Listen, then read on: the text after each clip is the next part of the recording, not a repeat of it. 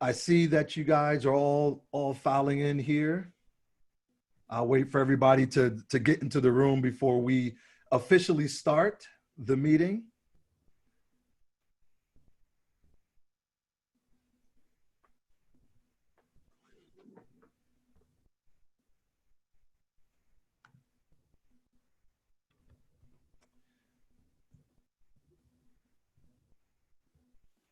Good morning, Alex. Good morning.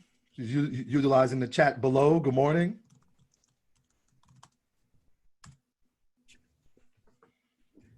Oops, that needs to go to everyone.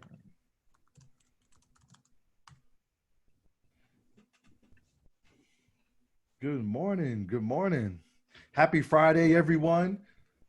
Looks like, I'm not sure if it's going to rain later on today here in Georgia, but outside looks nice. I'm looking out the front of my office and it looks nice. Adam Minsky's here. He's joining us. I'm not sure how the weather is up there, Adam. He's in Boston. It's probably snowing up there. That'd be pretty typical, yeah. Yeah. Forget about it. Forget about it. That's pretty nice here, actually. So no complaints. Well, that's pretty cool. That's pretty cool. That's awesome. That's awesome. Yeah. Let's see here. I'm gonna share my screen here. Give you guys something to look at besides myself.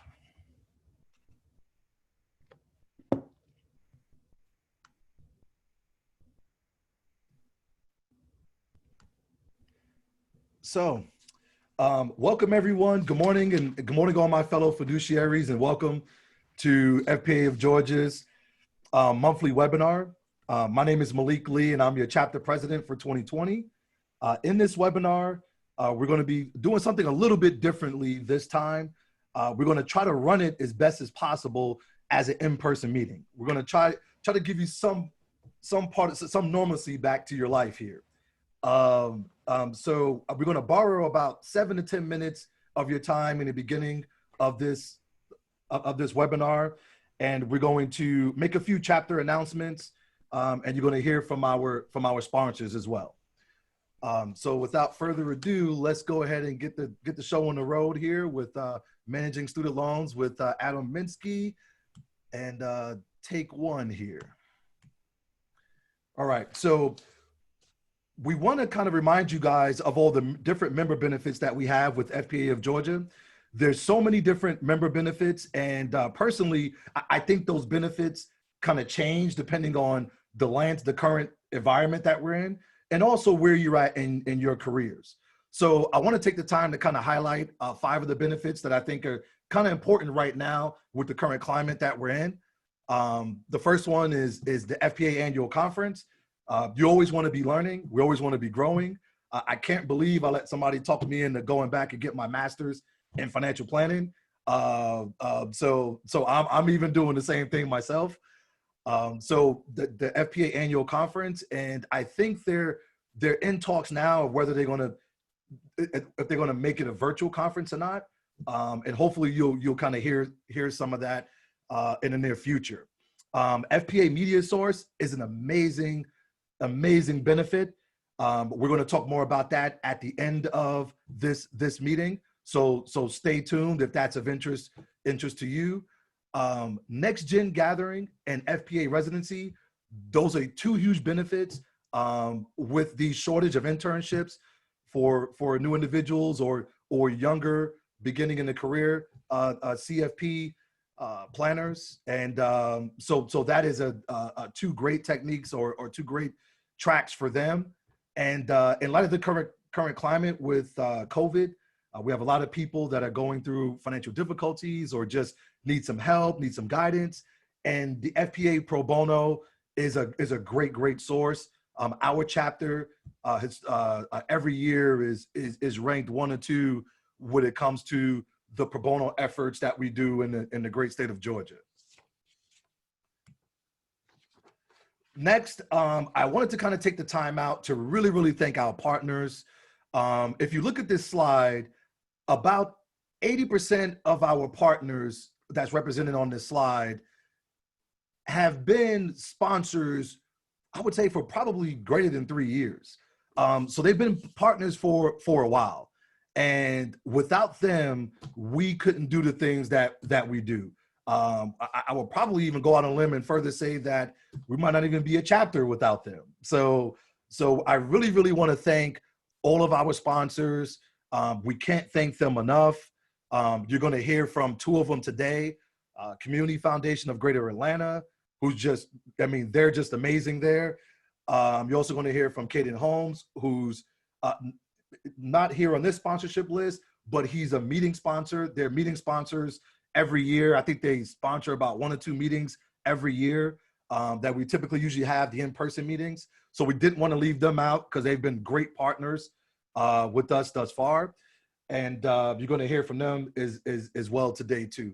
But once again, thank you for our sponsors. If you see them out, if you see some wholesalers come in your office or things of that nature, just thank them. So a couple of things that we want to do differently this year, I mean, for this monthly webinar, is we want to kind of make it as interactive and as live as possible.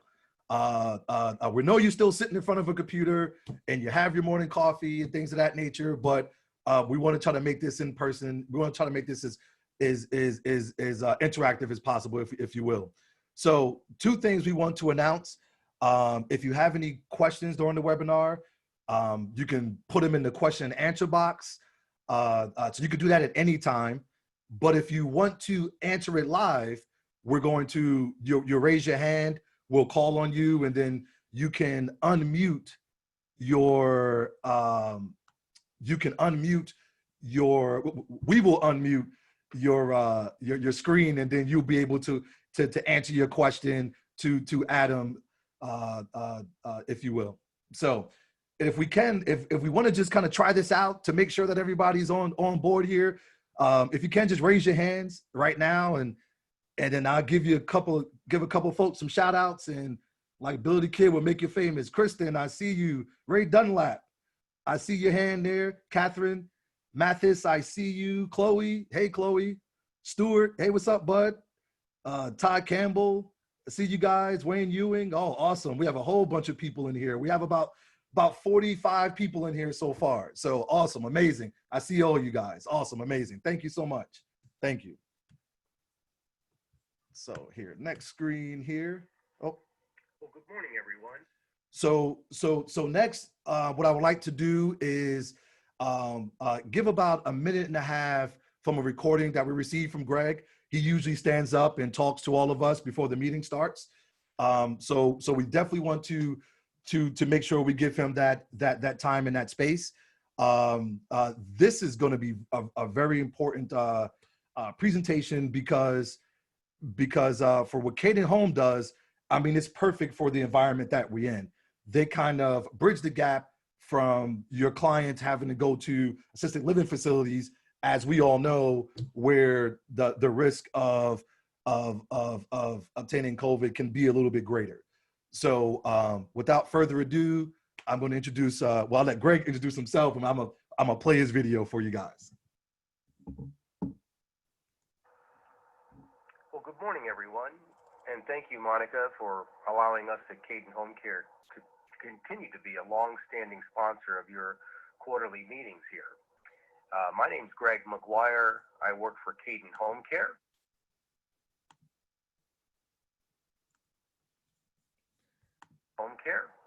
And just to use a phrase that, to speak your language, Caden Home Care really is in the wealth preservation business.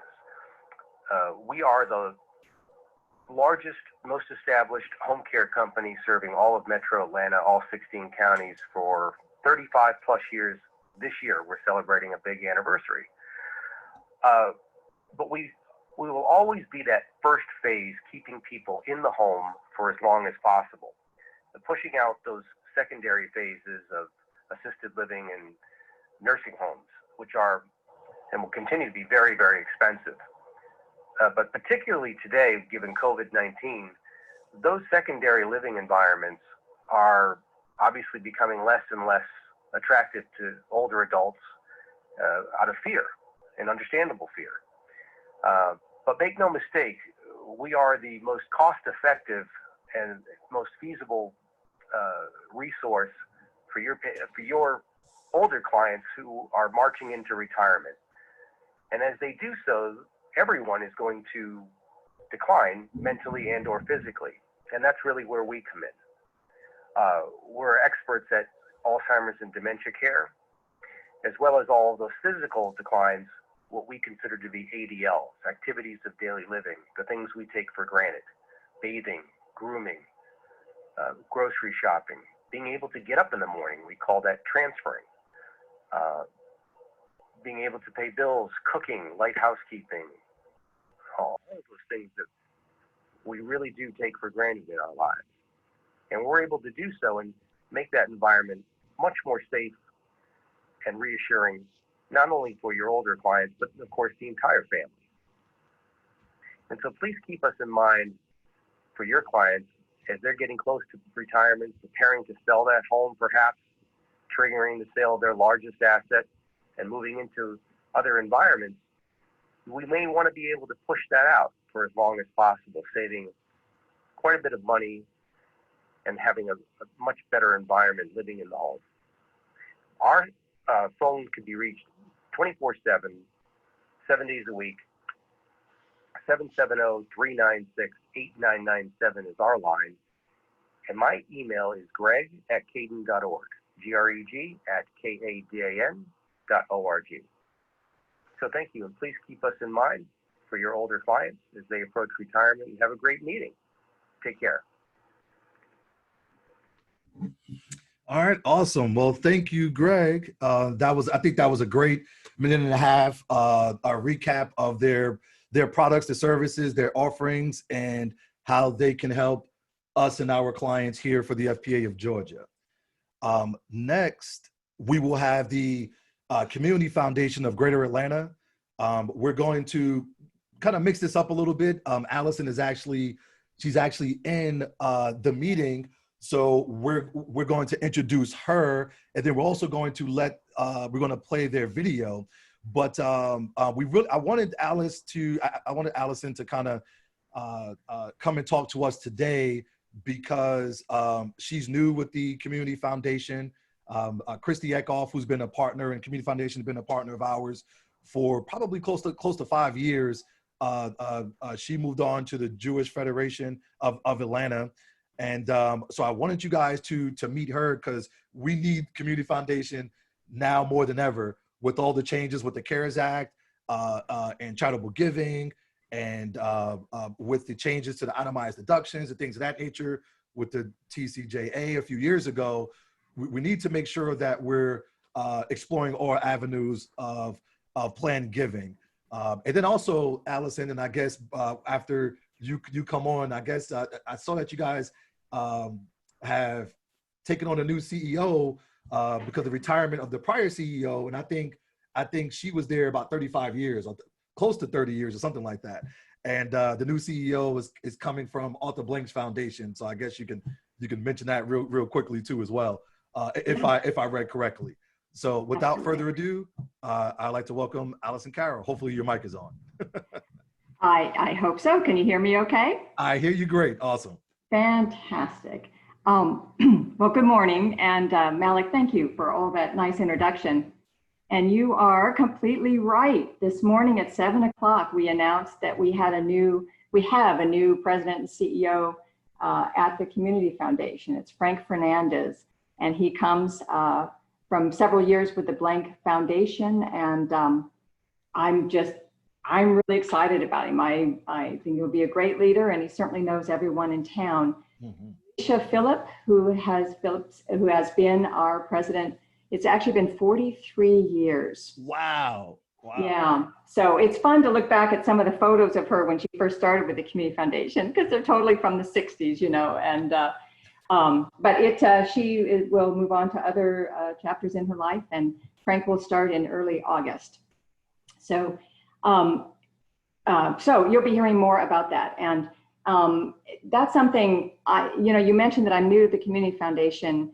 I've been there about 6 months, and I really do look forward to getting to know all of the members of the FPA better, and, telling you more about the Community Foundation. I'm sorry that the coronavirus, we're all having to do this virtually right now.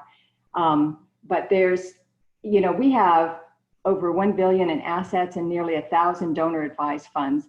And so the Community Foundation truly is a powerhouse and a leader in the local philanthropic community.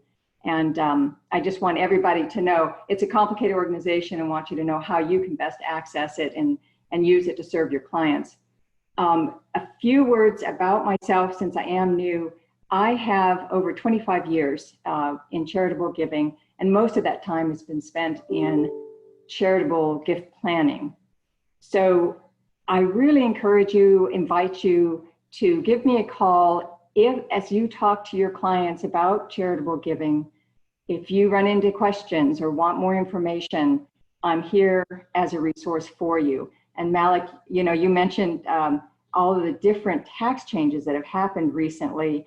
They're coming at us fast and furious, and that's one of my jobs, is to keep on top of that, at least as far as it regards, you know, charity and philanthropic giving. So happy to just talk with you about topics like that as well.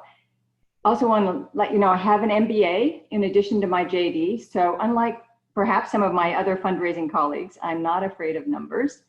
And of course, in my back pocket, I have specialized software that can crunch numbers related to philanthropic giving. So that might be of help to you as well.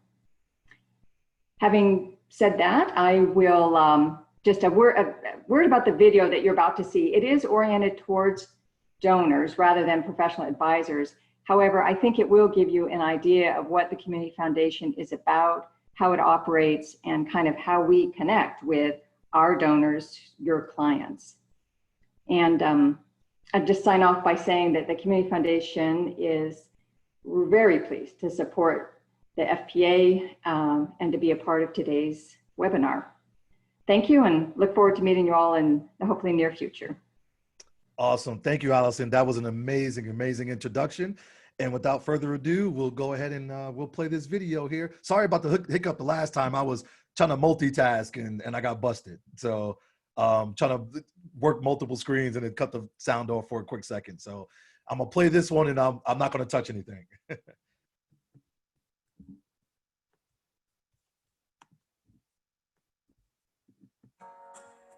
From the beginning, you were driven to do what's right for yourself, your family, and your community.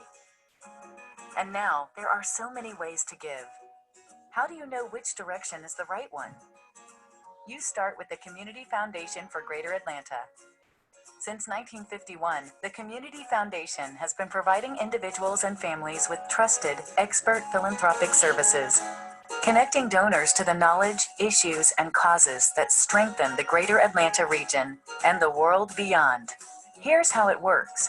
You make a gift of cash, stock, or other assets. You get an immediate tax benefit, and a fund is created that's an investment for philanthropy. The foundation serves as a GPS, helping you navigate your personal philanthropic journey and connecting you with ways to impact the causes you're most passionate about. Your gift can be used to benefit nonprofits in Atlanta, nationally, and internationally. The fund is invested wisely and strategically for maximum impact. We can even work with your current trusted advisor to invest the fund. You can choose to give now or later. It's a lifelong journey that can include your entire family and create a legacy of giving that lasts for generations. Your fund can reap ongoing financial benefits, allowing you to continue your philanthropic journey no matter where it takes you. So talk with the Community Foundation today. After all, philanthropy isn't just something you do, it's somewhere you go. Let's get started.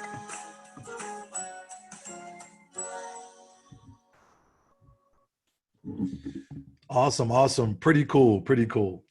So now I think we're at the part of the meeting where we will introduce the speaker. I would like to, I guess I'll read this slide here.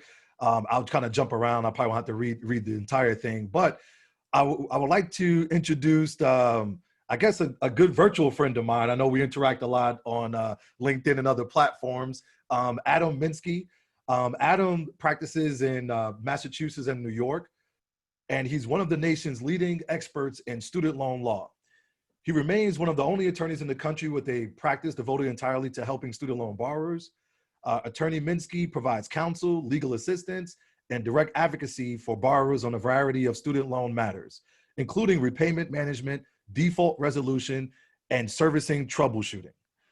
So Attorney Minsky regularly speaks to students, graduates, advocates, and professionals like us, right, about the latest developments in higher education financing, and he maintains a nationally recognized student loan blog, Boston Student Loan Lawyer. He has published 3 handbooks and is a senior contributor to Forbes.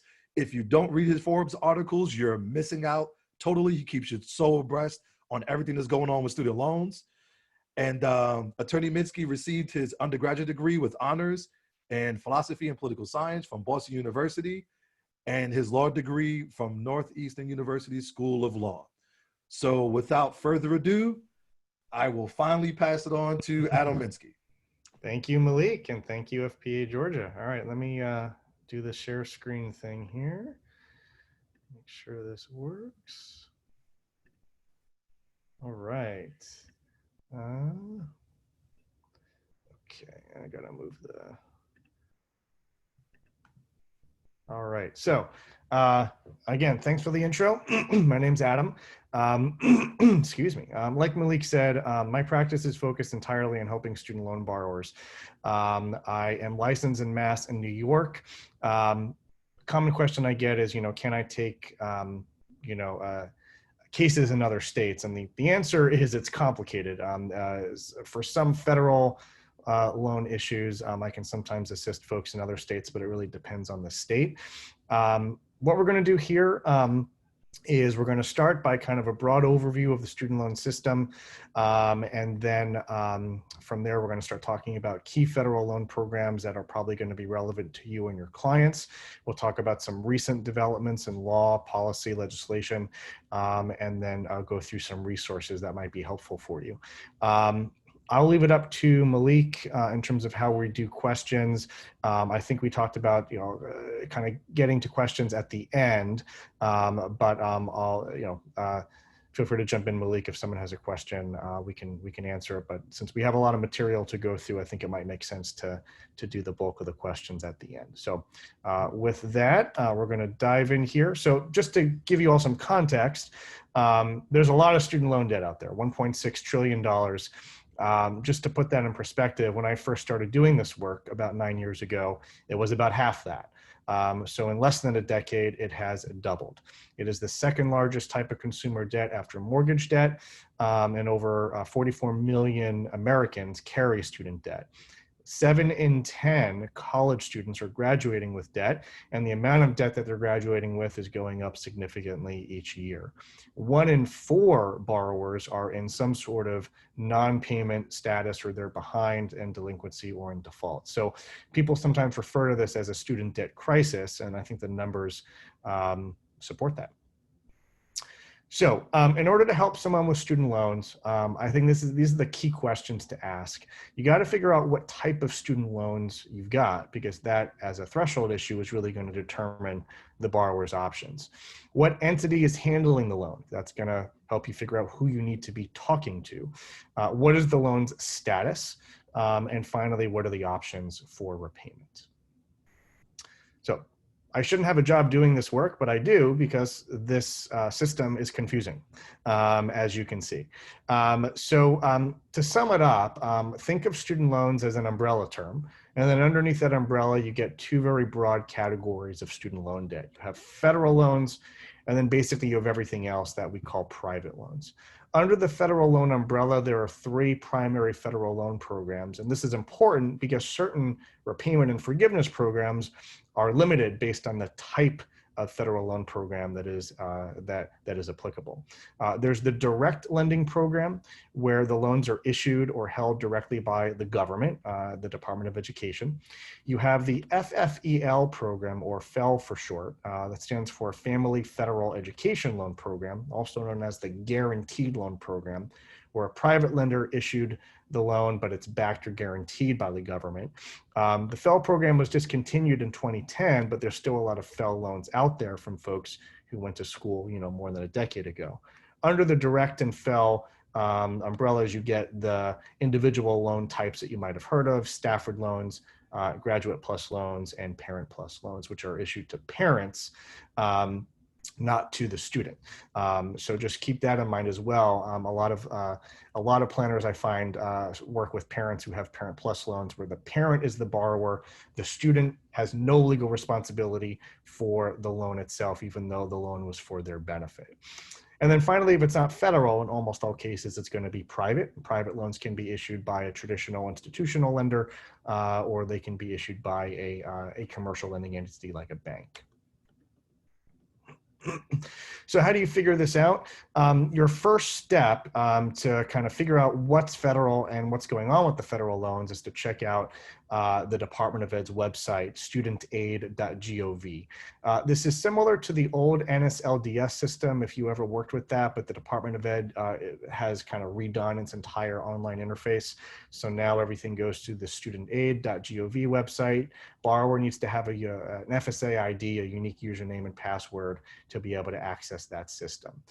There is no equivalent centralized database for private student loans. So if it's not listed on the federal system, it almost always is going to be private. Another important clue is if there's a cosigner. Federal student loans are very rarely cosigned. The exceptions are a certain type of older federal consolidation loan, also known as a spousal loan, where a married couple could basically combine their federal loan balances into one. It was a terrible idea for reasons you can probably imagine, and that program was discontinued. And certain Parent Plus loans sometimes have an endorser, a non-student endorser, which functions as a cosigner. But basically 98, 99% of cosigned loans are going to be private. And so the reason why this distinction is important is because on the one hand, federal student loans have a lot of options, but they have so many options that it can be really confusing to figure out which options are best and which options are even applicable. Private student loans are the reverse of that. They have very few options for repayment and not a lot of things that borrowers can do aside from refinancing, which we'll briefly touch on. Key players here. So the lender is the entity that originates the loan. This is important for direct loans, that is the government, the Department of Ed. For FPEL program federal loans, that's a commercial or private lender. A guarantor or guarantee agency steps in place of the original lender in the event of default. For FPEL loans, that is often a guarantee agency, and then the guarantee agency can often pass it on to the government. For private loans, there often isn't a guarantor, but sometimes there is, and that could be just a different private lender altogether. The servicer is often the entity that the borrower is going to be interacting with most frequently. In most cases for student loans, the servicer doesn't own the debt, they're just a contractor, and they handle the day-to-day operations like billing, form processing, and call centers.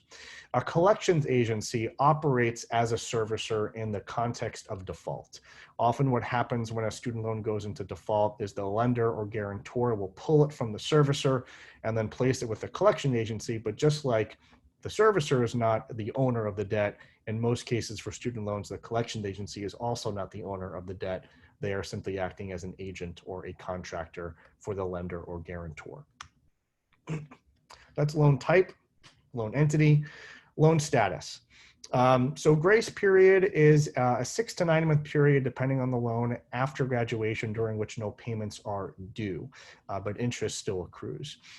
Key point about grace periods is they are one-time use, which means that in particular for grad students, if you already used up your grace period on your undergrad loans and you go back to school, when you graduate from your graduate program, those undergrad loans could be due right away because you already used up the grace period. You don't get a second one just by going back to school.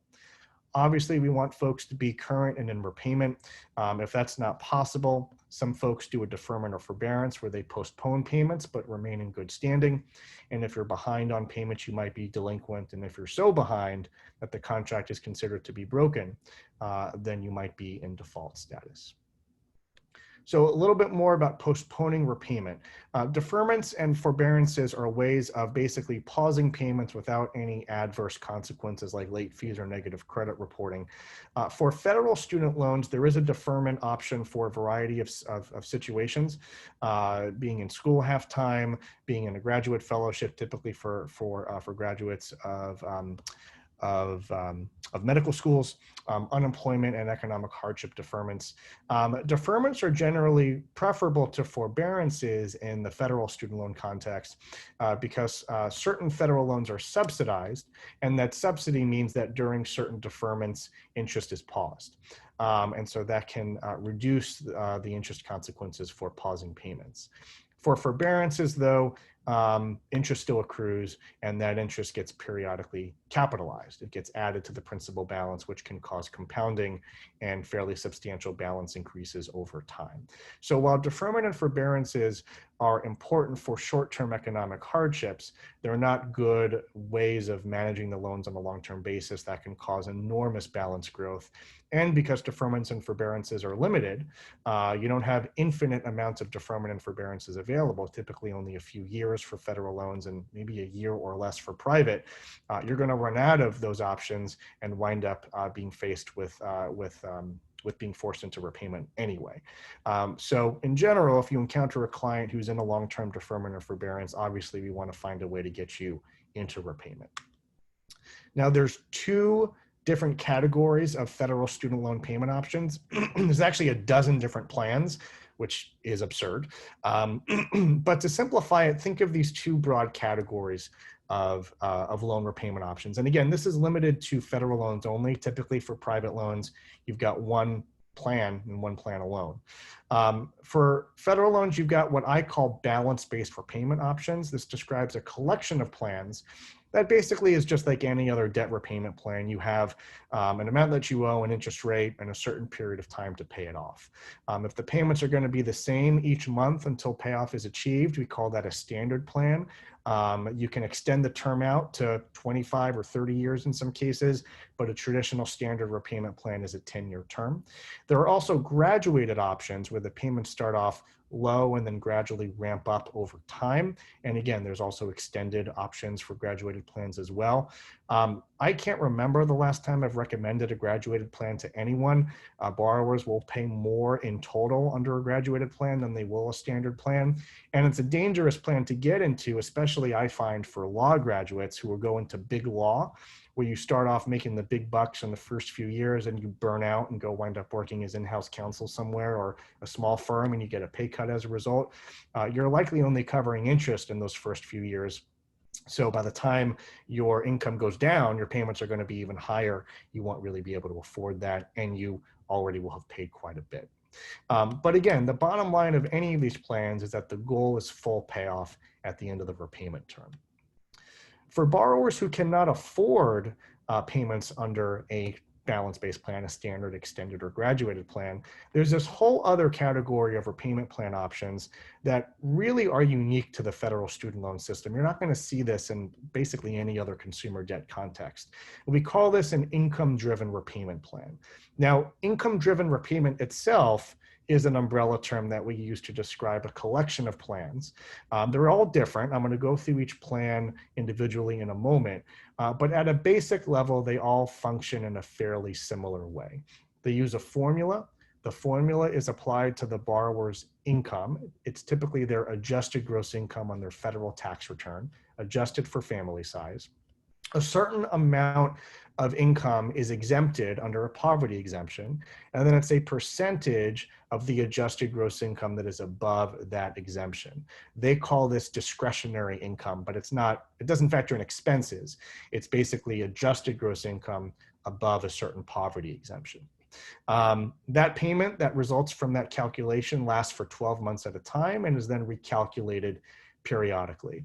All of the income-driven plans have a finite repayment term, 20 or 25 years, depending on the plan, at which point, if the balance has not been paid in full, any remaining balance gets forgiven. So unlike the balance-based plans where you're paying off the loan in full, you may pay off the loan in full under one of these plans, but if you don't, the income-driven options allow for loan forgiveness at the end as a safety net.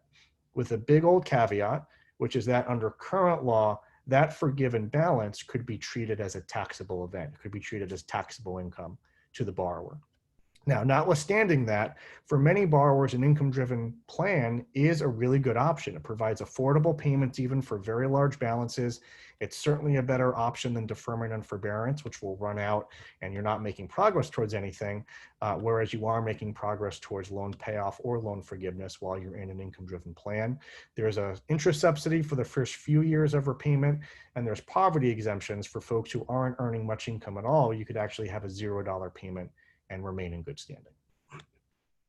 So we're going to go through each of these individual income-driven plans one by one very briefly here.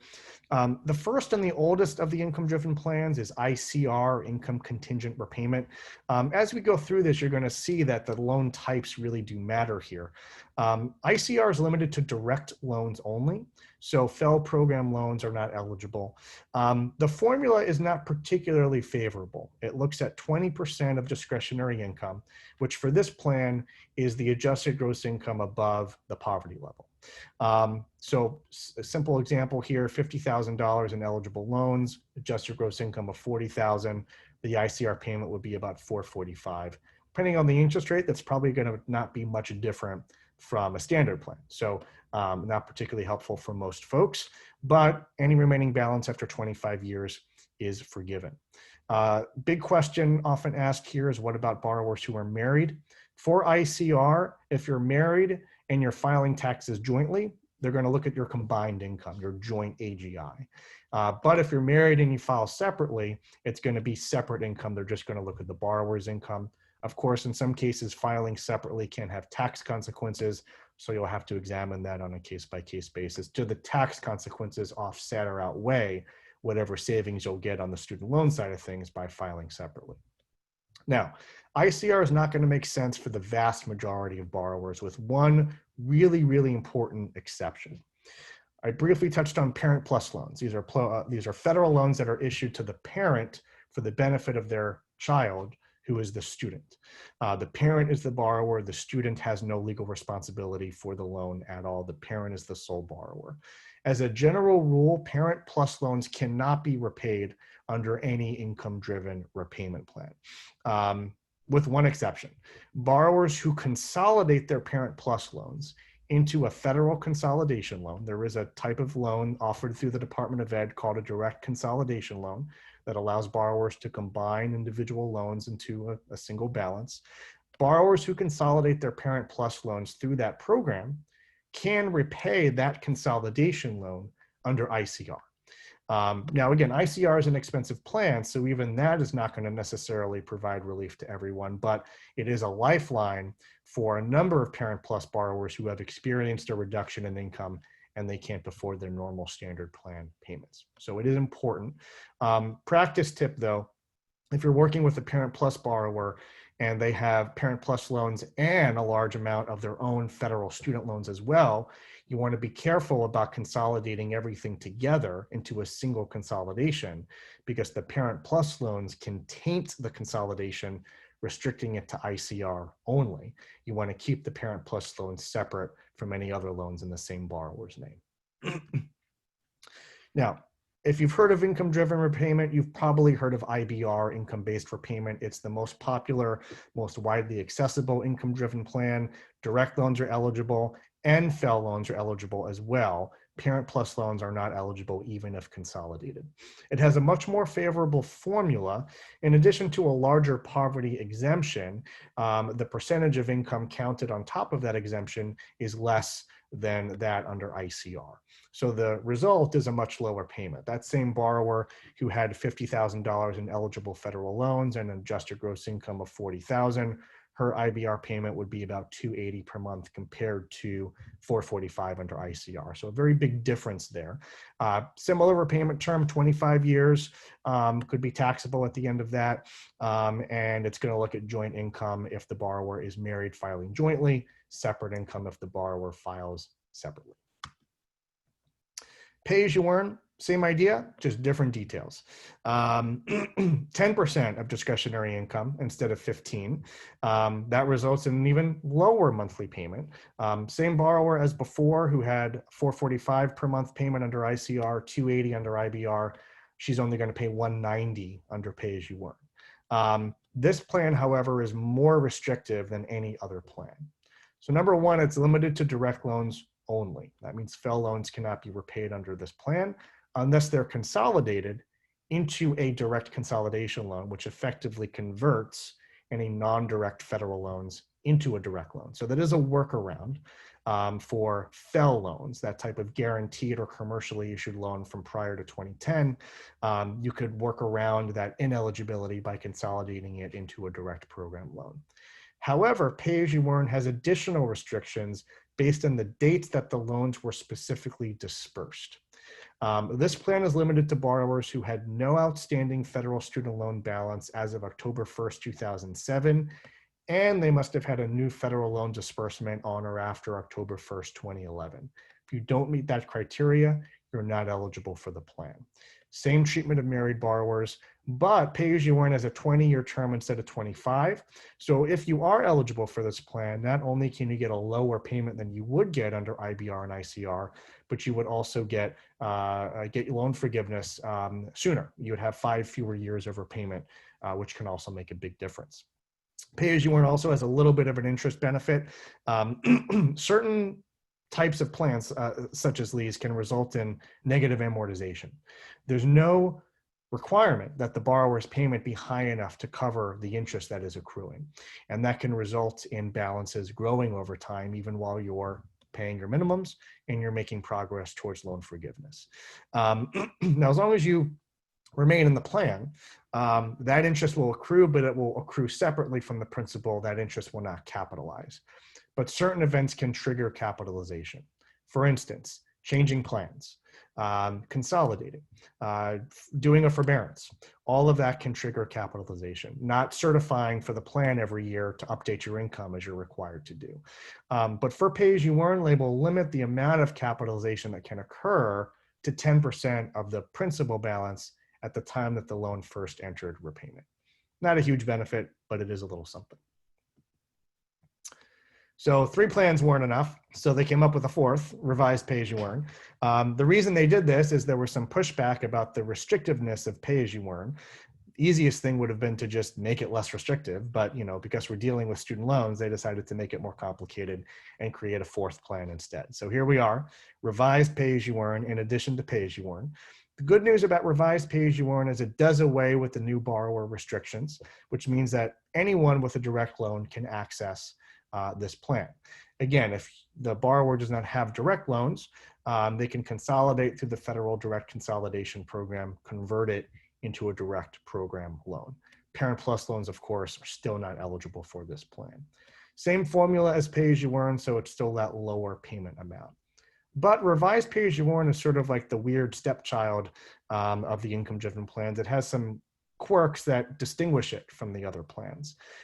In addition to it being direct loans only, this plan treats married couples differently.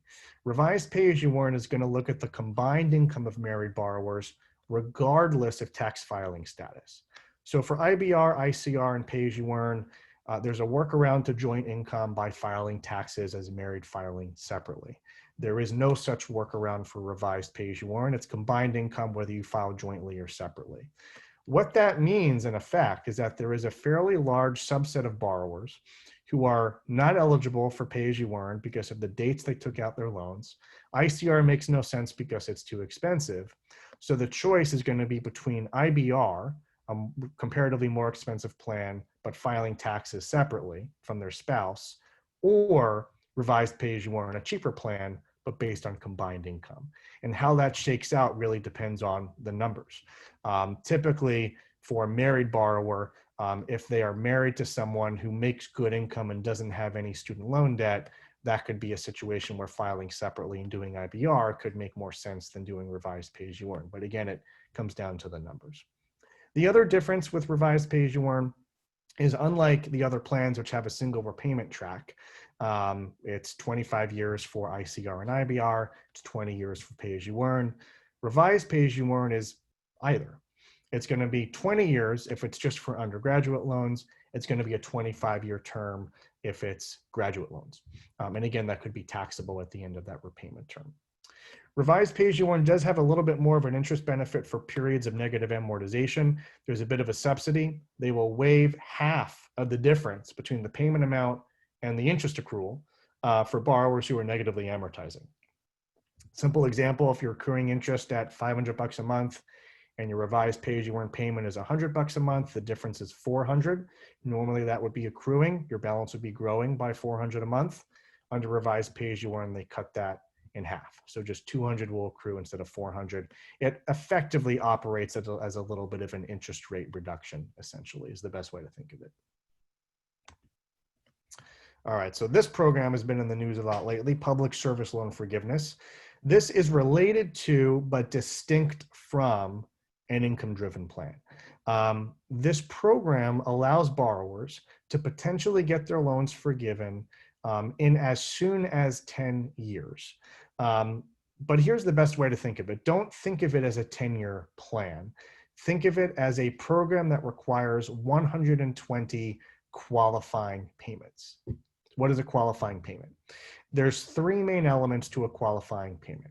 You gotta have the right type of loan, the right type of repayment, and the right type of employment. So I'll break it down further. Right type of loan, direct loans only. That means payments made on FFEL loans don't count, payments made on private loans don't count. Only payments made on direct federal loans qualify for this program. Borrowers who have FFEL program loans can consolidate those loans to the direct consolidation program to convert it into a direct loan, which would then qualify. Private loans, by the way, cannot be consolidated into the direct consolidation program. So this only applies to federal loans. So right type of loan. Number two, right type of repayment. You specifically must be in an income-driven repayment plan. So ICR, IBR, pay-as-you-earn, or revised pay-as-you-earn. The 10-year standard plan counts as well, but that pays off the loan in 10 years, so there's really no point to doing that. But ICR, IBR, pay-as-you-earn, or revised pay-as-you-earn. Payments made under an extended plan, a graduated plan, does not count. So right type of loan, right type of repayment, and then finally, right type of employment. This is full-time, which is at least 30 hours a week, and defined by the employer as full-time as well, for either a government or public entity of some kind, such as a government agency at the state, federal, or local level, or a public school or public college, or a 501c3 nonprofit organization, which is most, but not necessarily all, types of nonprofits. So right type of loan, right type of payment, right type of employment. You make an on-time payment meeting those criteria in a single month, you've made one qualifying payment. You do that 120 times, regardless of whether those payments are consecutive, you can get your loans forgiven. Just to reiterate, the payments don't have to be consecutive. It just means it'll take longer than 10 years if the payments are not made on a consecutive basis. You could have gaps between qualifying payments. You may take a year off from work. You might be unemployed for a while, whatever it is, that's fine. You can pick up where you left off. It's just going to take longer than 10 years total. But you can get any remaining balance forgiven in as soon as 10 years. And this type of loan forgiveness is tax-free. So unlike current law for the income-driven plan 20 or 25-year terms, which is taxable, this type of loan forgiveness is a tax-free benefit. So it's a pretty good program in that you can get your loans forgiven tax-free much sooner than any other option. But it's complicated, and the problems that we often hear about arise from folks who are missing one or more of those elements of qualifying payments. They don't have the right type of loan, they haven't consolidated, or they have the right type of loan, but they're in the wrong repayment plan. There is a form that borrowers can submit to track their progress. It's called the Employment Certification Form. It's a useful tool that can provide a preliminary count on qualifying payments to date, and borrowers should then resubmit that form periodically, about once a year, to get an updated count. The program is a bit of a mess. That tracking form and the system to track payments is a bit of a mess. I can also tell you that I've had clients who have gotten their loans forgiven under the program, so it also does work despite it being a mess. It's also not retroactive to before October 1st, 2007. So that's important. That's when the program was enacted. There's could be no qualifying payments prior to that date. Teacher loan forgiveness is often conflated with public service loan forgiveness, but it's actually a separate program altogether. This is an older program enacted in 1998 that can allow up to $17,500 in loan forgiveness for certain types of teachers. Here's how this program works. You have to have the right type of loans. Specifically, these are federal Stafford loans dispersed after 1998.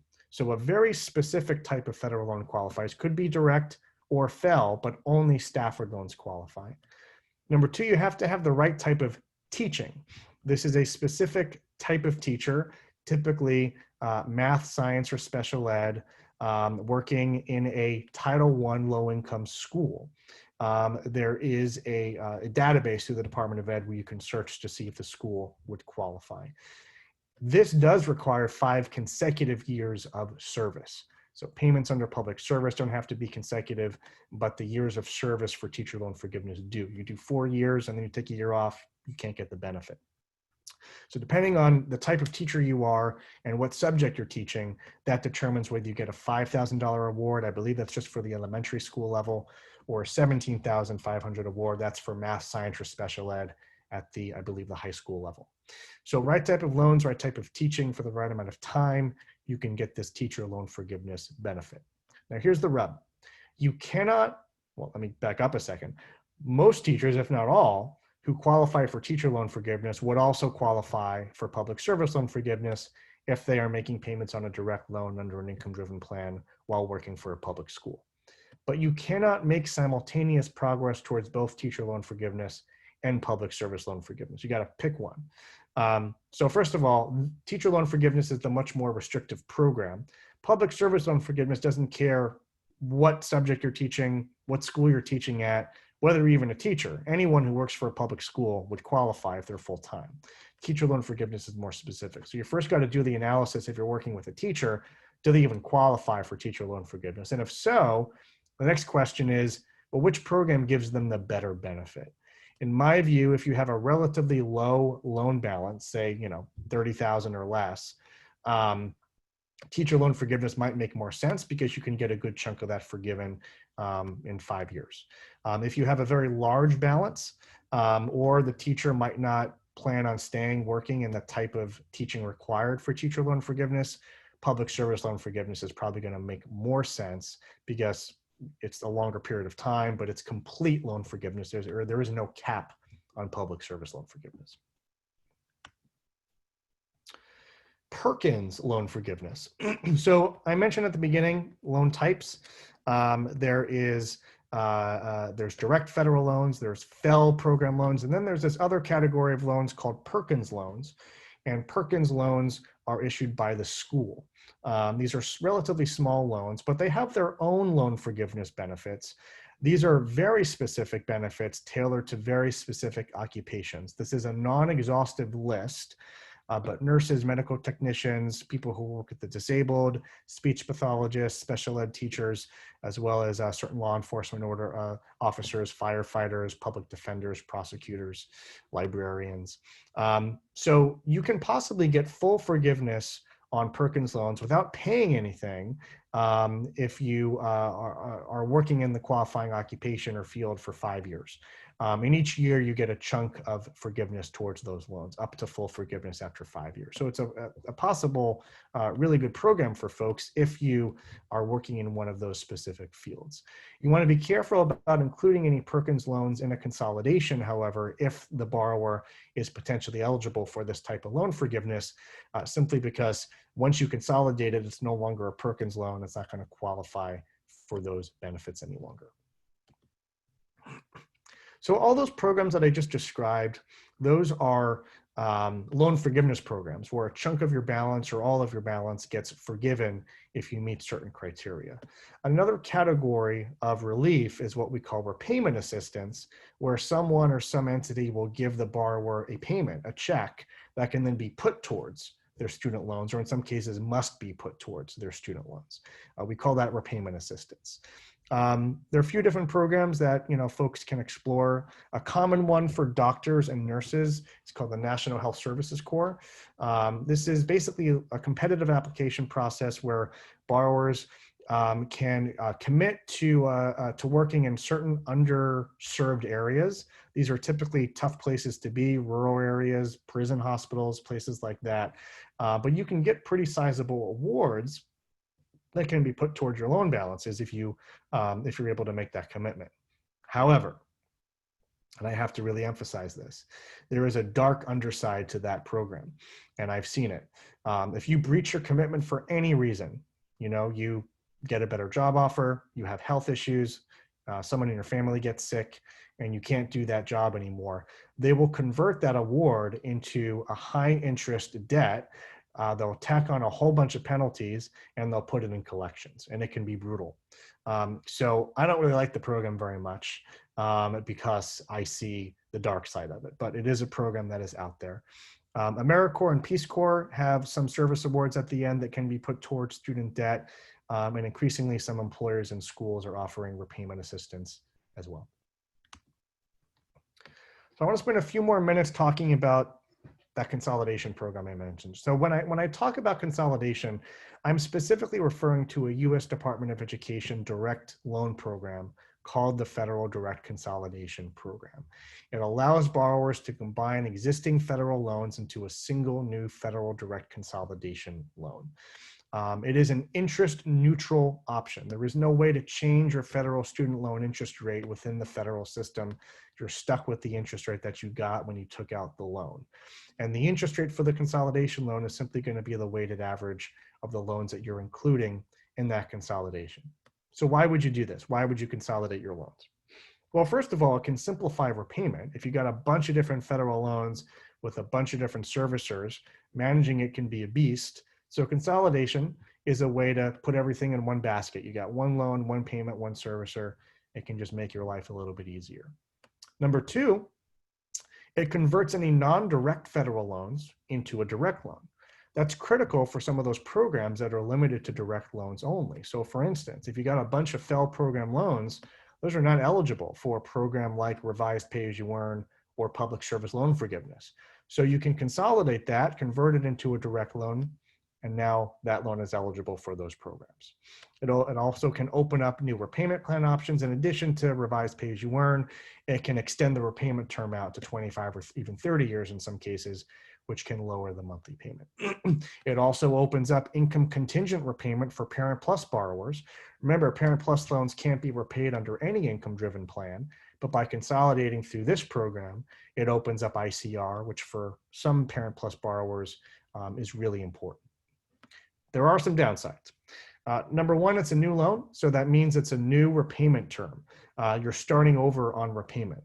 Just this morning, I had a consultation with a borrower who had previously consolidated, took out some additional loans. She made a bunch of qualifying payments on the older loans towards public service loan forgiveness. And then, before she spoke with me, she consolidated everything again into a new consolidation loan. And unfortunately, she erased all of the qualifying payments that she made on the underlying loans because consolidating starts over your term. So you got to be really, really careful. It's one thing to consolidate right after school. It's another thing to consolidate after you've made years of progress towards something. So you got to be really careful about that. Consolidation also results in interest capitalization. So I mentioned you could be negatively amortizing. That interest can accrue but not capitalized. Consolidating does capitalize that interest. And finally, any individual loan cease to exist. That could be important if you have a targeted payoff strategy. If you want to target your high interest loans for more rapid payoff, you lose that ability by consolidating. Also, Perkins loans, like I mentioned, have their own loan forgiveness benefits. If you consolidate those, you lose those benefits. I always try to make a distinction between consolidating through the direct loan program and refinancing through a private lender. Now, refinancing through a private lender can function as a consolidation as well if you're combining a bunch of loans into one. But to distinguish between the two, the federal versus the private options, I refer to consolidation as the federal direct consolidation program. I refer to the private system as a refinancing. The main benefit of refinancing through a private loan product is to get a lower interest rate and better repayment terms. This can be for high interest private loans, but also certain federal loans, in particular federal Parent Plus loans and federal Grad Plus loans can have fairly high interest rates in the high single digits. So getting a lower interest rate can be really beneficial. But if you're refinancing federal loans through a private lender, there are some really major downsides to consider, in that you are permanently walking away from federal student loan program benefits and consumer protections. That includes all of the loan repayment and loan forgiveness programs that we already went over. It also includes a death discharge that's tax-free, a disability discharge that's tax-free. You might have some sort of option like that in the private loan world, but it's not going to be as strong of a protection, and it's probably not going to be tax-free as it is under the federal loan system. So walking away from the federal loan program is a risky thing to do, even if you're getting a lower interest rate. So my general rules of thumb here, if you're refinancing high interest private loans with a lower interest private loan, that's fine, that's great. I mean, why not? It's already a private loan, might as well get better terms. If you're refinancing high interest federal loans into a private loan, whether that's a good idea or not depends. Is the borrower potentially eligible for any of these loan repayment programs or forgiveness programs that we discussed? You know, how old are they? How healthy are they? I would recommend additional life insurance and disability insurance and a robust emergency fund to counteract the additional risks that come with converting a federal loan into a private loan. So some brief notes and some new legislation. I think now a year and a half ago, 2 years ago, Congress passed the Temporary Expanded Public Service Loan Forgiveness Program, or TEPSLF. This is a bipartisan legislation that is designed to address one of the many problems with the Public Service Loan Forgiveness Program. The Department of Ed has historically done an extremely poor job, and so has its servicers, of communicating these very complex requirements to borrowers. And as a result, a lot of folks thought they were making progress towards loan forgiveness, and they weren't. They were in the wrong payment plan. They didn't have the right type of loan. So TEPSLF is designed to address one of those problems. Folks who were making payments on direct loans, but they were doing so under the wrong plan. This program was set up to potentially allow those non-qualifying payments to count towards the 120. It's an exceptionally complicated program. I can get into it if you all want. You got to still switch to an income-driven plan. There's a finite amount of funding that's been established, and if that funding runs out, you're out of luck. A lot of people have been rejected from this program as well, but I have had clients who have had success with this program, so it also does work. Also, as part of the tax relief bill passed a couple years ago, the death discharge and disability discharge for federal student loans used to be a taxable event. It no longer is, so borrowers will not get a 1099-C. However, there's a sunset provision, December 31st, 2025. Unless Congress renews it or makes it permanent, at that point it will become taxable again. But for now, it is a non-taxable event. I often get asked, you know, are they going to get rid of public service loan forgiveness? Are they going to get rid of income-driven plans? There was a proposal to do that. This was originated by House Republicans, 2017 to 2018, called the Prosper Act. It would have repealed public service loan forgiveness and eliminated the existing income-driven plans. It also would have basically replaced the entire federal loan system with a different one. It would have grandfathered in current borrowers to the current system. That bill never passed. It's effectively dead. It didn't even come to the floor for a vote in the last Congress. House Democrats proposed a competing proposal called the Aim Higher Act, would have preserved those existing programs and expanded some grant programs. That didn't pass either. The White House has proposed defunding public service loan forgiveness and eliminating income-driven plans. Again, that proposal would still grandfather in current borrowers, but Congress has repeatedly rejected that proposal as well. And it's the season of senator proposals for fixing the student loan system. I just threw this one in here. Senator Alexander's proposal would simplify all the different repayment plan options. It would turn student loan payments into mandatory payroll deductions, which has some serious pros and cons to doing that. But again, this isn't going anywhere either, given divided Congress. This is a big deal. This is recent. Congress passed the CARES Act in April. CARES Act has some important student loan provisions. So what it does is it suspends all payments, all interest, and all default collections on government-held federal student loans through September 30th of this year. So in other words, all payments were automatically suspended, interest is frozen, no interest is accruing, and for borrowers in default, they're not subject to collections activity through September 30th, 2020. So it does provide some pretty critical relief to folks given the current situation of the world.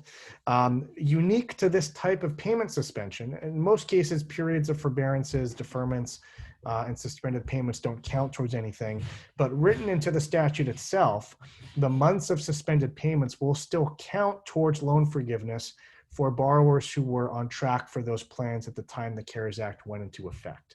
So for instance, a borrower who was in IBR on the 25-year term and had their payments suspended in April, those months will continue to count towards the 25 years through September, even if no payments are made.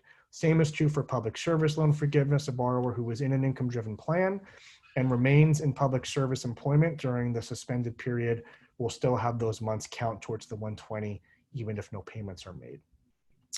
Last month, the House passed the HEROES Act, which is basically a second stimulus bill. This would actually extend the CARES Act protections by a full year to September of next year, 2021. It would also expand the coverage of the CARES Act to cover all FEL program loans as well as federal Perkins loans, and it would offer $10,000 in across-the-board student loan forgiveness for borrowers who are facing extreme hardship.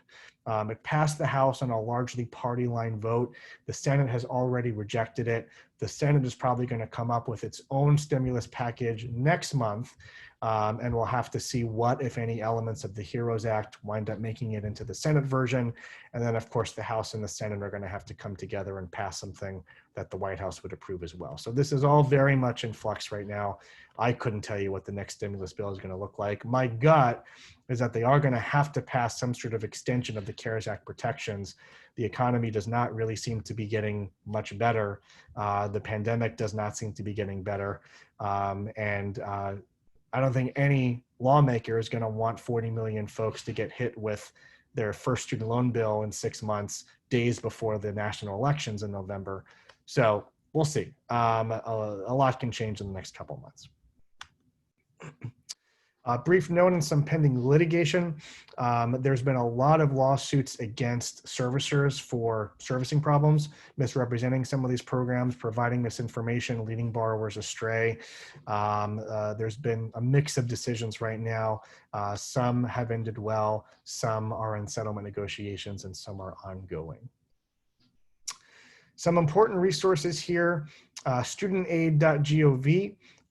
That's sort of the one-stop shop where borrowers can go to get information on their own loans and also apply for some of these programs like income-driven repayment, public service loan forgiveness, and consolidation.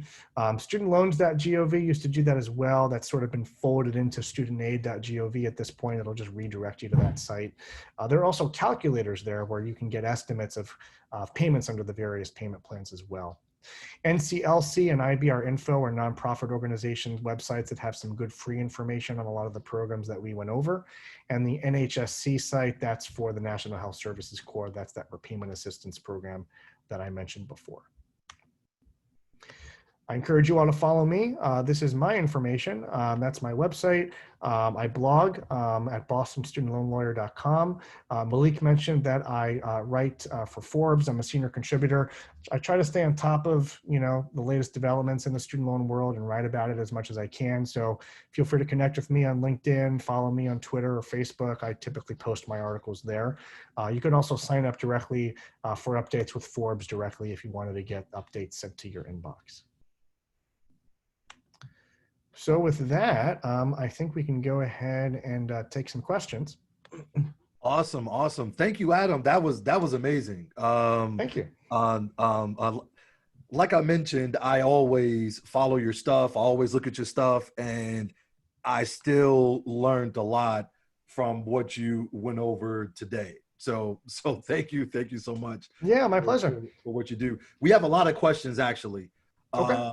I have about 2 or 3 myself, and it looks like a couple of people, we kind of have some overlapping questions, and some might have been answered as well too. So I want to remind everybody that there's 2 ways to ask questions. You can write it in the question and answer chat box on the bottom of your screen. You should see that. Or you can raise your hand and ask it verbally. I'm not sure if the video will pop up for you, but you can definitely ask it verbally if you don't feel like typing in a lot of stuff. So let me go with the first question here. First question is from Alex. It says, do you see the Department of Education buying back some FFEL loans like they did in 08-09, making more federally backed FFEL loans federally owned? Yeah, so let me give some background on this. It's a good question, Alexandra, and good for you for knowing some of this background here. So remember, you have this direct loan program where the government issues the loan. You have the FFEL loan program where it's a commercially backed government loan, a federally backed commercial loan. During the last financial crisis, there was a credit freeze basically. And so the government went in and bought back a bunch of FFEL program loans. The buyback did not convert those FFEL loans into direct loans, but it did make them government owned FFEL loans. I am not aware of any effort by the Department of Ed currently to buy back FFEL loans like they did in 08-09. The reason they did that is because there was a massive credit freeze that was part of the financial crisis. I don't believe we're dealing with the same issues right now. It doesn't mean they can't or won't do that. I haven't heard of them doing that currently. All right, awesome. I think I didn't, so that was answered here. You've answered this question live. Done. All right, so could you review the new pay ahead status? I love your thoughts on using this for someone doing NHSC. I don't know what that is. And then PSLF. Do they need to make $1 payments? So I'm not sure exactly what the question is referring to. So I am familiar with the term paid ahead status. So basically, paid ahead status happens when a borrower pays more than their minimums on their federal student loan payment. So a common situation that I see is, let's say that you owe, your bill is $98.02. And you pay, I'm just going to round it up, I'm going to pay $100. What happens is that couple dollar difference, they're going to apply that as an early payment on your next bill. And so your next bill, instead of you getting billed $98.02, you're going to get paid like $96 or something. Yeah. The problem is if you then go and just pay $96 next month and you're on track for public service loan forgiveness, they're not going to count that as a qualifying payment because you paid less than your normal payment. Now you can go back and try to work with them to get them to fix that later on, but it's a mess. My general view is if you're on track for public service loan forgiveness, you got to pay exactly the billing amount. Don't pay any more, any less, and pay it on time. Because if you pay more than your minimums or less than your minimum, even if it's a penny off, you're going to get, it's going to be a problem. So I don't think folks should ever pay anything other than their billing amount if you're on track for public service loan forgiveness. Wow. Okay. Oh, and NHSC stands for National Health Service Corps. That's the National Health Service. So that's the Repayment Assistance Award. A lot of these Repayment Assistance Awards are somewhat problematic in that if they're paying So usually they distribute the money on a monthly basis to the student loan servicers directly.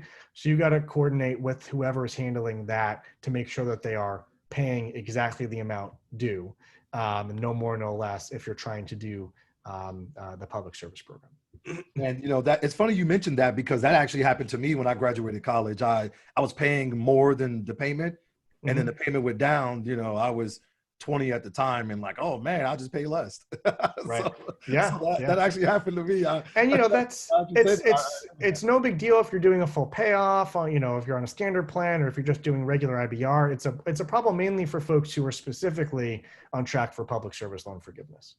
Okay. All right. Awesome. So this is a great question. I think it's Monica. And she asked, how can you find out if the 501c3 qualifies for forgiveness? And that's a great question. My wife just started working at a hospital, Northside Hospital here in Atlanta. And I'm like, is that not for profit or is it public? So I guess, how do you find that out? Yeah, so I mean, the IRS does have a charitable tax database, so you can look up tax exempt organizations, see if they're a 501c3, and then you can also, of course, submit the Public Service Loan Forgiveness Employment Certification form. The employer has to complete part of it, the borrower completes part of it, the tax ID gets put down on that, and then the Department of Ed will verify whether the employer is a qualifying organization. All right. And I think that's a great point, because we tell people that are with their donor advisor funds to kind of go to IRS and see if their 501c3 is listed. So that's a great point. Yeah. All right.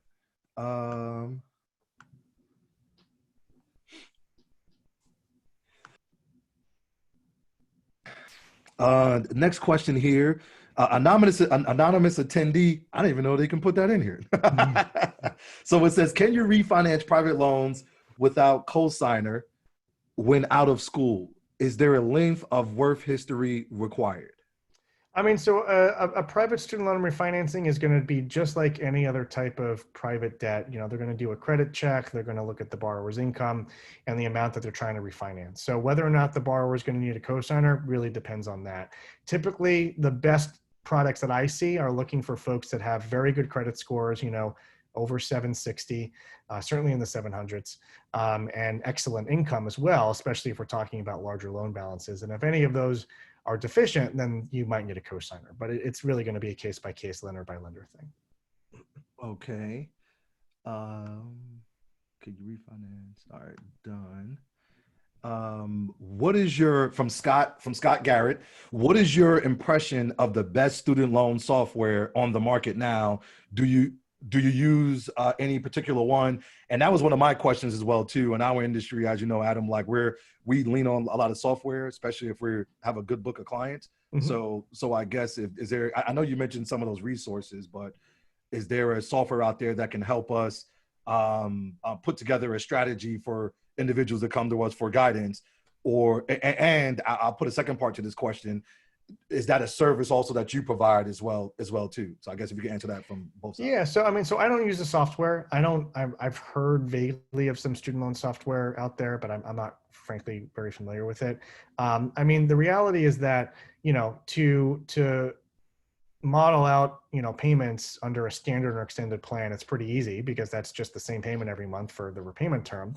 And for income driven plans, I think that, so I certainly do some estimates with folks as part of my own analyses, but I think we actually got to be careful about being too specific, because those income driven plans, they get recalculated every year. Any changes to income will change the payment amount. And so, I'm sure there's software out there, but I think the best we can do is do our best to estimate and make sure we're being clear that we're talking about estimates here, because things can change next year, 5 years from now, 10 years from now. I don't use software. I just do my best to kind of give folks ranges of what things look like. Okay. So even with folks that have like a lawyer, like you mentioned, if they will come to you with 10 different loans or 15 different loans, like you don't put together, I guess you put together Excel spreadsheet. I guess, how do you make sense of it? So I'll look at different repayment plan options. A classic example is a recent medical grad will come to me. They're just starting residency. They have $250,000 in federal student loan debt. what do I do with this, right? So I'll sit them down. We'll look at payment estimates under all the different plans, including the income-driven options. We'll see what the likelihood is that they're going to get on track for public service loan forgiveness, and we'll try to map out what do payments look like per month, what do payments look like in total over time, and which track is, ultimately best suited for your needs. And yeah, I just use Excel spreadsheets or online calculators. I don't actually have like a purchase software to do that. Maybe I'm low tech or old school, but Old school. that's how I do it. No, that might be the lawyer in you. It might be, yeah. So do you have, let me hit done here. Do you think they will extend the CARES Act, 0 payments and 0 interest for federally owned loans past September 30th? I think you kind of answered that. Yeah, I mean, the short answer is, of course, I don't know. If I were a betting man, I would say probably, because there's a whole bunch of reasons why it makes sense, but it doesn't mean they're going to do it. If they do it, we're probably not going to know until end of July at the soonest. That might not be until August. So we'll just have to wait and see. All right, and I guess I'll piggyback on that question. I guess, what are your thoughts if a Democratic candidate wins, and with all the noise about possibly forgiving all student loans? Yeah, so I mean, I think it also matters, in addition to the presidential race, it's very much going to matter the makeup of the Senate. So I mean, the reality is that student debt as a national issue has exploded from a no big deal issue to one of the most pressing issues that folks are talking about in a very short time. And we've seen a huge evolution, I think, on the type of solutions that are mainstream. Student loan forgiveness was a fringe idea up until very recently. And now, Biden has a student loan forgiveness plan, and Senate Democrats and House Democrats are supporting that as well. What it looks like, I don't know. I mean, certainly I think that there are some quick fixes that would pass relatively easily if there is a change in Washington. That includes fixes to the public service program to make it more streamlined. There's already a bill in the Senate to do that. Eliminating the tax liability associated with income-driven repayment forgiveness. There's already a bill in the Senate to do that. And I think simplifying some of the income-driven plans, that we would also see that. There's also a bill in the Senate already to do that. None of those bills are going anywhere right now, but if the Senate leadership changes, I think that we could see that. As for something more dramatic, like expanding loan forgiveness programs or some sort of blanket broad loan forgiveness, it's possible. I think it's one thing to offer it when it's not going to pass. It's another thing to do it when it actually could pass. So, I mean, who knows? I do think that, the election is going to make a difference in terms of what solutions we see.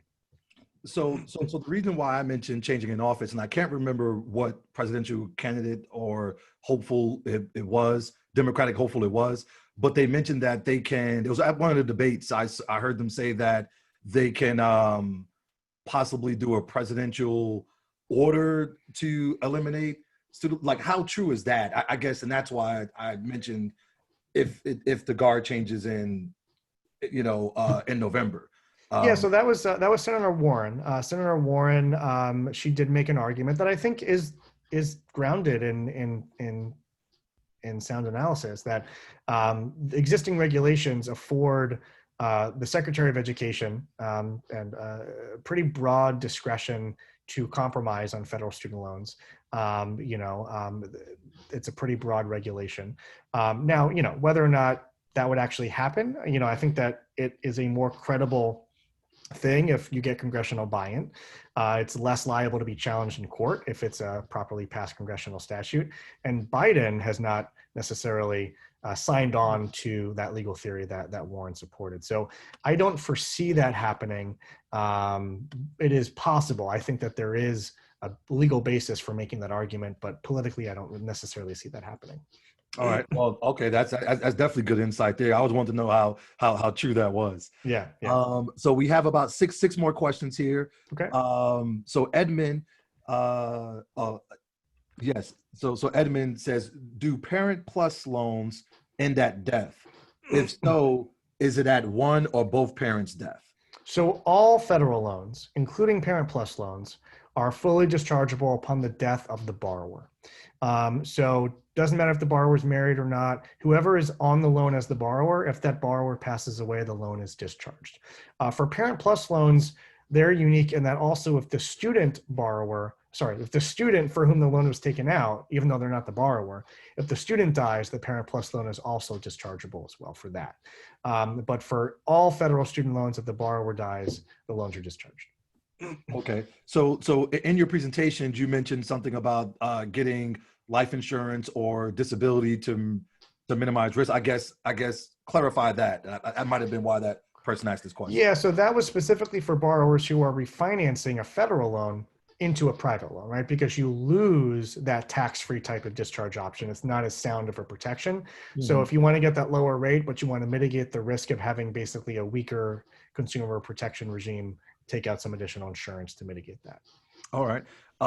So one question I have, and I hear this question asked a lot, but and you mentioned it in your presentation where you talked about married filing separately if you're trying to get a lower payment, or you kind of avoid if one spouse makes more income, and et cetera, et cetera. I read that's not a foolproof strategy, and very small portion of, I'm not sure if it's private or federal lenders or services will actually still look at both incomes, even if you're filing separately. Is that true? Or no, that... I mean, so first of all, we're talking specifically about federal student loans that are on an income-driven plan.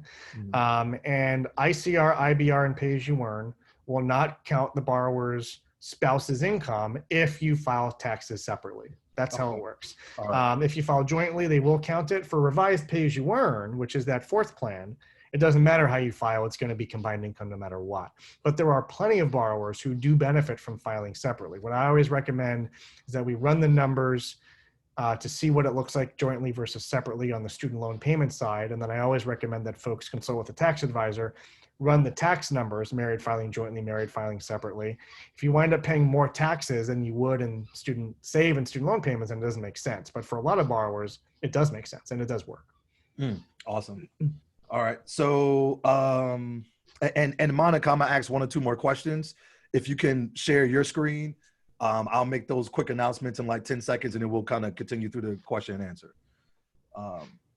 So let's see here. From Scarlett, what are your thoughts on the potential dissolution of the CFP Bureau? Didn't they help a lot of student loan borrowers who were wronged by loan servicers? Yeah, so the Consumer Financial Protection Bureau was established in the wake of the 2008 crisis to basically police financial companies, including student loan servicers. And they really did a lot of amazing work. They recouped a lot of money for folks. They held servicers accountable. And now, unfortunately, the student loan division within the CFPB Bureau has effectively been gutted.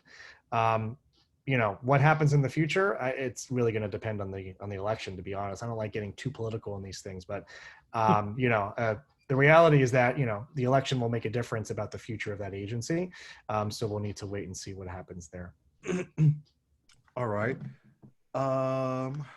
Let's see here. So real quick, I know we're coming up against time. We have about 6 more questions, and as long as Adam wants to stick around and answer those 6 questions, we'll definitely do that. But real quickly, I want to just take about 10 seconds to let you guys know that we have 2 additional webinars coming up. The next one is going to be July 9th.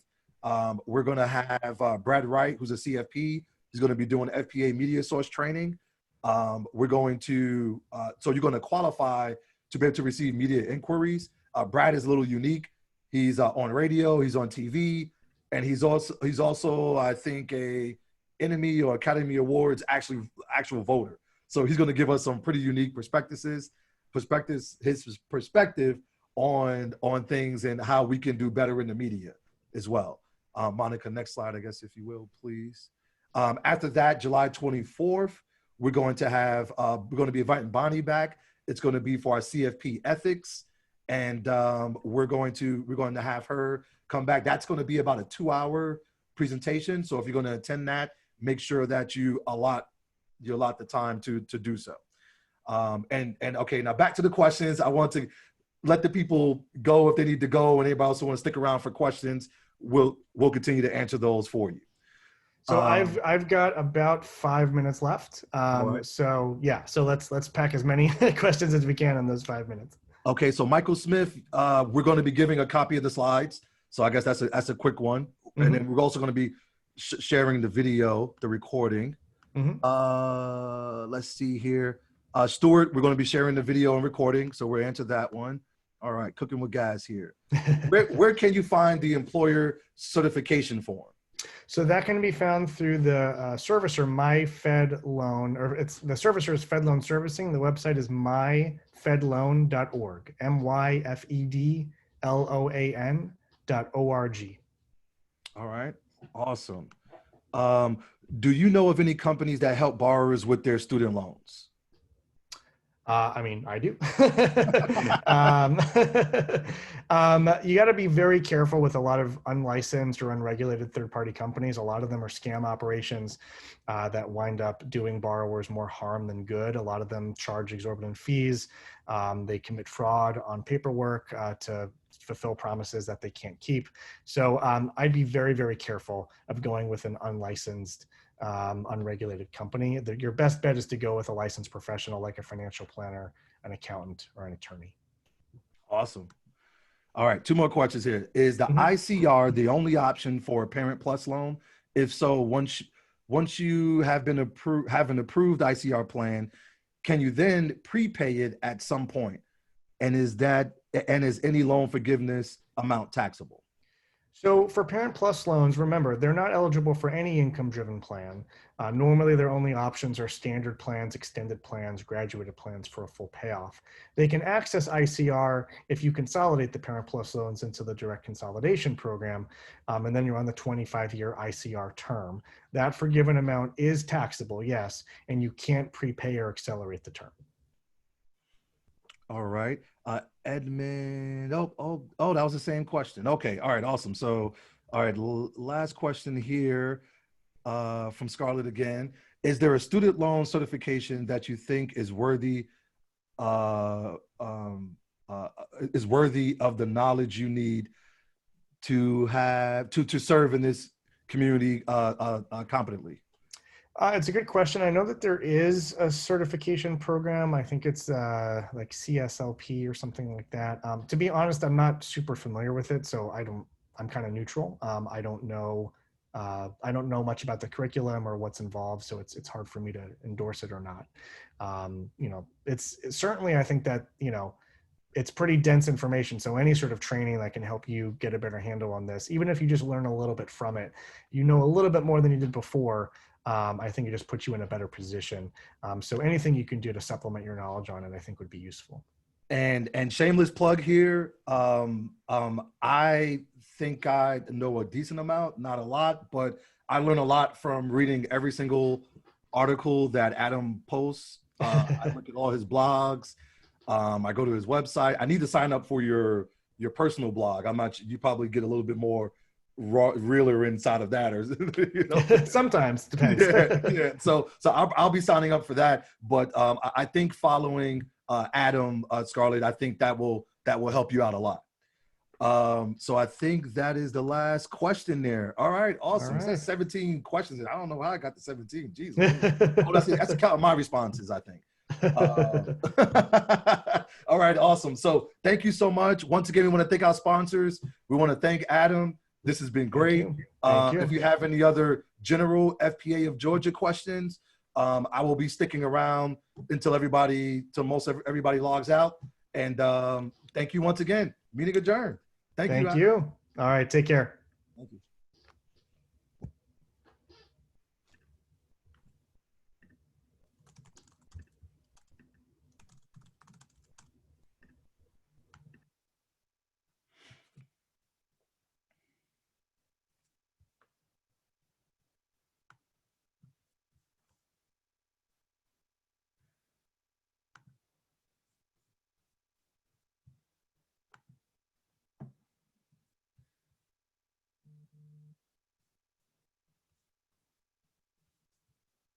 All right.